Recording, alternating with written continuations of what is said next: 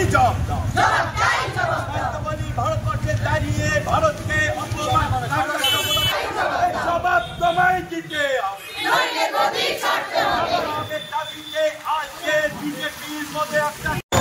গত দুদিন ধরে তৃণমূলের সাংসদ থেকে বিধায়করা পার্লামেন্টের ভেতরে পার্লামেন্টের বাইরে যে ধরনের মন্তব্য করছে, আমাদের সেনাদের নিয়ে যে ধরনের মন্তব্য করছে, ভারতের বিরুদ্ধে গিয়ে বাংলাদেশের পক্ষে দাঁড়িয়ে যে ধরনের মন্তব্য করছে, জঙ্গিদের সমর্থনে যে ধরনের মন্তব্য করছে, মানে এগুলো আমরা খুবই কুরুচিকর মন্তব্য বলে মনে করি। এবং ভারতে এরা এখনো পর্যন্ত বসবাস করছে কি করে আমরা সেটাই ভাবছি। আমাদের নির্বাচন কমিশনের কাছে আমাদের দাবি থাকবে, যারা ভারতে থেকে এই ধরনের মন্তব্য করে, কুরুচিকর মন্তব্য করে, তাদের ভোটের কার্ড থেকে আগে নাম বাদ দেওয়া উচিত। কারণ তারা এই দেশের নাগরিক হতে পারে না। যারা এখানে থেকে বাংলাদেশের হয়ে কথা বলছে তারা এই দেশের নাগরিক হতে পারে না। যারা এখানে দাঁড়িয়ে জঙ্গিদের সমর্থনে কথা বলছে তারা এই দেশের নাগরিক হতে পারে না। সুতরাং এই সকলকে চিহ্নিত করে তাদের ভোটের তালিকা থেকে নাম বাদ দেওয়া উচিত। সেই জন্য আজকে আমরা এখানে বিক্ষোভ দেখিয়েছি। বারংবার দেখা গেছে কল্যাণ ব্যানার্জি বিদ্রুপ মন্তব্য করেছেন, এর আগেও সংসদে করেছেন, কি বলবেন? আমরা তো তাই বলছি, নির্বাচন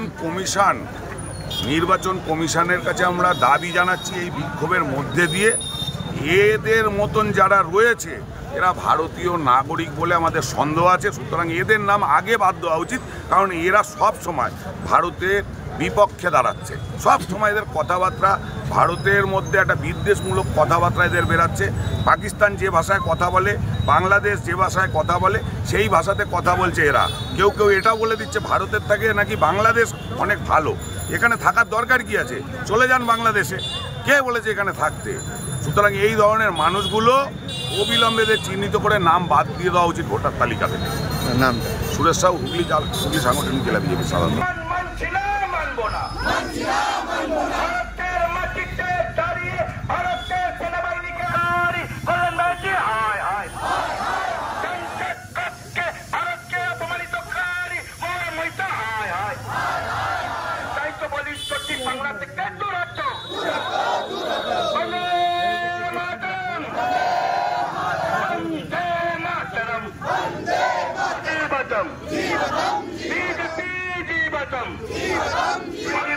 সিন্দুর অপারেশন করেছে, সেই অপারেশনকে